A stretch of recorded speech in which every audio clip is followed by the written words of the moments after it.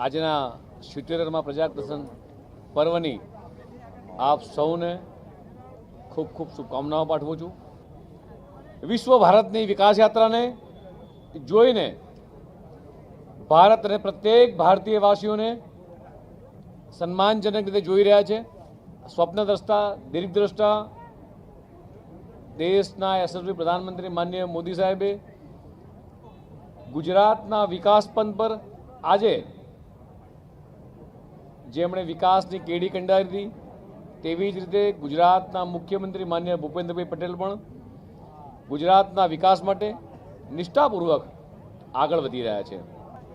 યુવાનો માટે સ્ટાર્ટઅપ હોય, લખપતિ દીદી હોય, ખેડૂતો માટેની યોજના હોય, અને આજે મને આપને જણાવતા આનંદ થાય છે કે દેશ ડિફેન્સ ક્ષેત્રે પણ ઇન્ડિપેન્ડન્ટ થવાની દિશામાં આગળ વધી રહ્યો છે।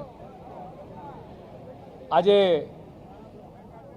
કાશ્મીરમાં લાલ ચોક પર તિરંગો લહેરાય છે।